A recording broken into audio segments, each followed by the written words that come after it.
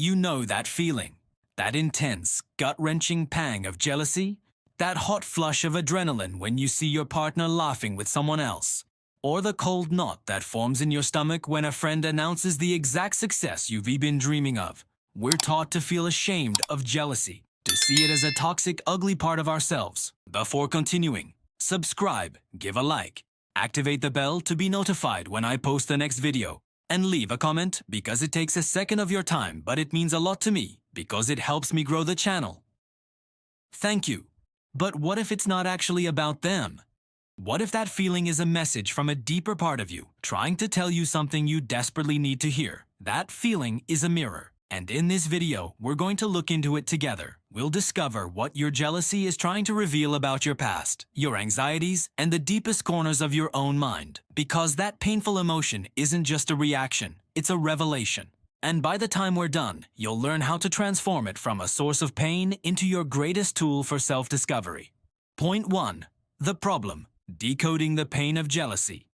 Before we can transform jealousy, we have to be honest about how much it hurts. It's an emotion that can feel all-consuming, hijacking our thoughts and convincing us of the absolute worst-case scenarios. If you let it, jealousy becomes a poison in our relationships, eroding the very trust and intimacy we crave. It whispers insidious stories in our ear. You're not good enough. You're going to be left behind. You're not worthy of what you have. This constant state of alert, this fear of loss, is exhausting. The cycle is vicious. A flicker of suspicion leads to checking a partner's social media, which just breeds more suspicion. A friend's promotion triggers feelings of inadequacy, causing us to withdraw or, even worse, subtly diminish their success. We find ourselves asking for constant reassurance, creating a dynamic of emotional dependency that might feel flattering at first, but ultimately suffocates the relationship. And this isn't just about romantic partners. It happens with friends, family, and colleagues too. Psychologically, jealousy is deeply tied to our mental health. It can heighten anxiety, feed depression, and tank our self-esteem, creating a brutal feedback loop. For some, it can become a much bigger issue, rooted in deeper personality structures that amplify the fear of abandonment. When jealousy shifts from a protective instinct to a controlling one, it becomes truly destructive, sparking obsession and destroying the very connections it was trying so desperately to protect. We feel ashamed of it because society tells us it's a sign of weakness or immaturity. But what if we stopped judging the feeling and started listening to it?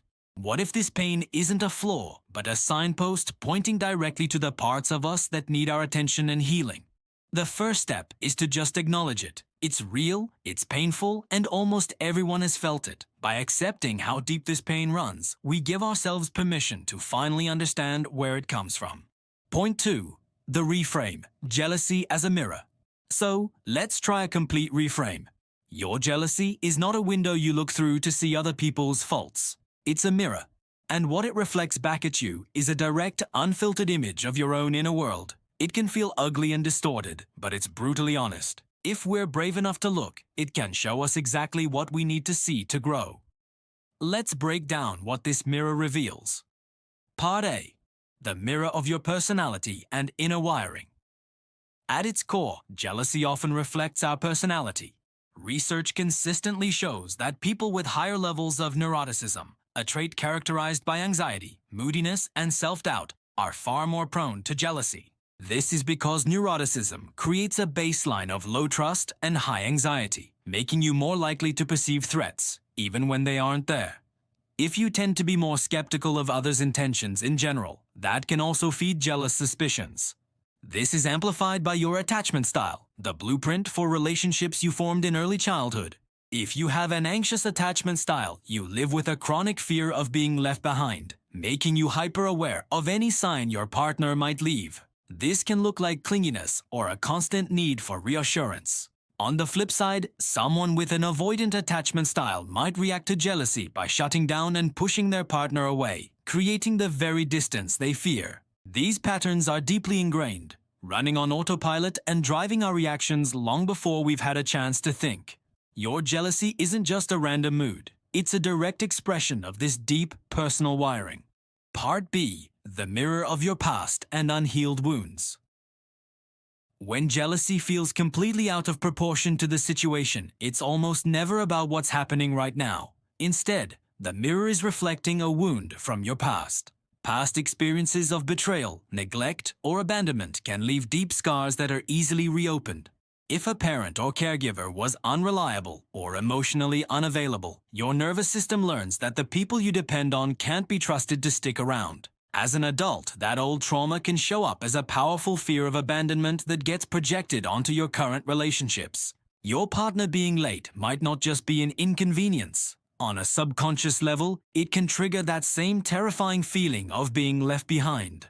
Watching others get praise can be so painful because it reinforces a childhood wound of not feeling seen or chosen. That pang of jealousy is your inner child crying out, "Why them and not me?" This is why jealousy can feel so primal and out of control. It's often a trauma response, activating your nervous system's fight, flight, or freeze modes. The fight response is angry accusations and controlling behavior.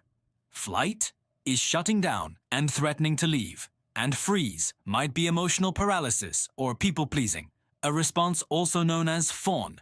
Certain mental health conditions can also pour gasoline on the fire, twisting jealousy to fit a core fear, whether it's social rejection or ultimate abandonment. Your jealousy isn't just a fleeting emotion, it's a living record of your deepest hurts. Part C, the mirror of your deepest desires and values. Now here's where the reframe gets really powerful. While jealousy reflects our pain, it also, paradoxically, illuminates our most profound desires. That intense emotional reaction is a giant flashing arrow pointing directly at what you value most. You simply don't get jealous of things you don't care about. When you feel a surge of envy over a friend's creative success, the mirror is showing you a hidden desire for your own creative expression. When you're jealous of a couple who seems to have a perfect connection, the mirror is revealing your own deep, unmet need for intimacy. That jealousy is a messenger from your authentic self, telling you, "Hey, this matters. This is what we want."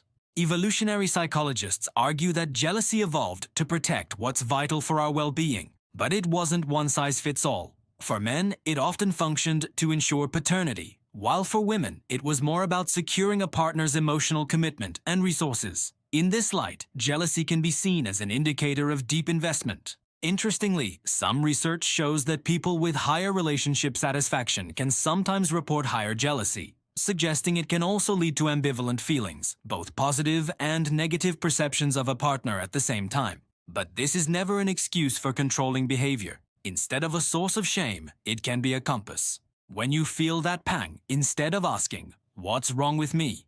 try asking, "What is this feeling showing me that I truly want for my own life?"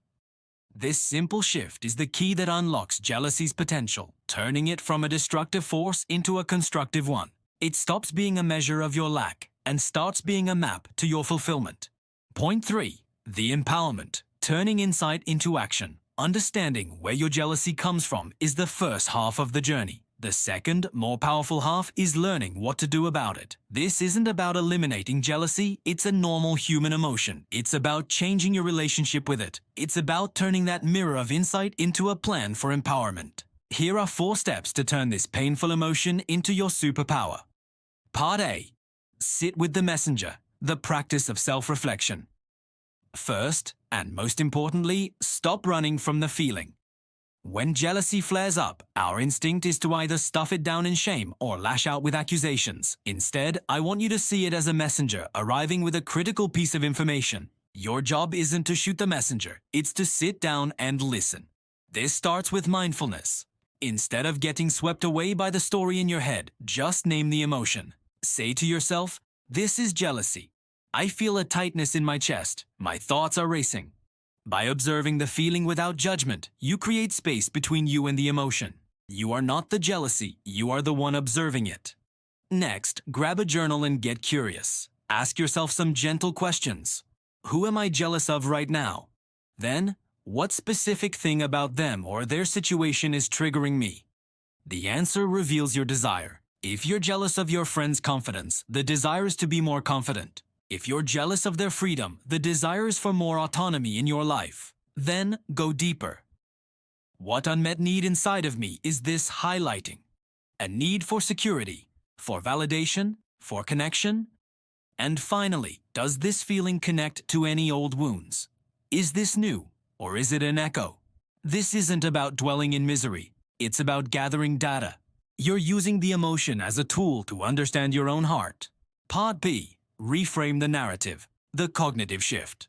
Your feelings are valid, but they are not always facts. Jealousy often brings a storm of cognitive distortions, irrational, catastrophic thoughts that amplify the pain. You might think, my partner laughing with them means they're going to leave me, or my friend's success proves I'll never make it. The second step is to consciously challenge and reframe these stories. When a jealous thought pops into your head, write it down. Then, like a detective, look for the evidence. What are the actual, observable facts? And what is the story you're telling yourself about those facts? The fact might be, my partner is having a conversation. The story might be, they're flirting and I'm being forgotten. Is there a more generous, more likely interpretation? Maybe they're just being friendly. Maybe their connection with someone else has zero bearing on their love for you. A powerful practice here is gratitude. Gratitude is the antidote to the scarcity mindset that fuels jealousy. When you're jealous, you're focused on what you lack. Gratitude shifts your focus to what you have. Another powerful concept to explore is compersion, which is the idea of finding joy in another person's joy. When a friend succeeds, actively choose to celebrate with them. It can feel unnatural at first, but by choosing to share their happiness, you reclaim your power and starve the part of you that believes their win is your loss. Part C. Build your inner foundation. Fostering security and self-worth. Jealousy thrives on insecurity. So the most lasting solution is to build a foundation of self-worth that is so solid that outside events can't shake it. This is the deep work, but it's the most transformative work you can do. It often means going back and healing the parts of you that felt abandoned or unseen. It means learning to give yourself the validation and love you might not have received. Building self-esteem is an active process. It's about keeping promises to yourself. Set a small, achievable goal and see it through. Go for that walk. Finish that chapter. Clean that room. Every time you follow through on a commitment to yourself, you build self-trust. You teach yourself that you are reliable and capable. Over time, your sense of worth becomes less dependent on outside validation, like a partner is attention or a boss is praise, and more rooted in your own integrity. In relationships, this means fostering open, honest communication. This doesn't mean making your partner responsible for your jealousy. It means learning to express your feelings with I statements. Instead of, "You're making me jealous," try, "When I see you talking with that person, a story starts in my head and I feel insecure." This invites your partner into your world without blaming them, creating connection instead of conflict. Part C. Channel the energy. Turning jealousy into motivation. Finally, remember that jealousy is pure energy. It's a potent, powerful emotion. Right now, that energy might be turning inward and causing you pain, or turning outward and causing conflict. The final step is to consciously redirect that energy toward productive action. Jealousy has shown you what you want. Now use its fire as fuel to go get it. If you're jealous of someone's physique, channel that energy into a fitness plan that works for you. If you're envious of a career, use it as motivation to update your resume, take a course, or talk to a mentor. Your jealousy has already done the hard work of identifying the goal. Your job is to create the action plan. In doing this, you complete the transformation. The very thing that was making you feel powerless becomes the engine of your power. You are no longer a victim of the emotion. You are its master. This journey of turning jealousy from a source of shame into a tool for self-discovery is a deeply personal one. It takes courage and self-compassion, and the most powerful part of this is knowing you aren't alone. So I'd love to create a space for that right here in the comments. What is one thing your jealousy has taught you about yourself? It could be a desire you didn't know you had, a wound that needs healing, or a value you hold dear. By sharing our insights, we can take this topic out of the shadows and support each other in turning this difficult emotion into a force for good. For too long, we've been told that jealousy is an ugly, shameful emotion to be hidden away. But that intense pang isn't a character flaw. It's a messenger, a mirror, and a map. It's a messenger delivering uncomfortable truths about our insecurities. It's a mirror reflecting our deepest anxieties and unhealed wounds. And most importantly, it's a map pointing us directly toward what we truly value and desire. The path forward isn't about fighting the feeling. It's about having the courage to look in that mirror and listen. It's about reframing pain as information and then channeling that information into action. By reflecting on what it tells us, challenging our stories, building our inner security, and using that emotional energy as fuel, we transform jealousy from a prison into a pathway. A pathway to deeper self-knowledge, stronger relationships, and a more authentic life. You don't need to be afraid of your jealousy anymore. You just need to learn how to listen to it. Thanks for watching. I look forward to seeing you in the future videos.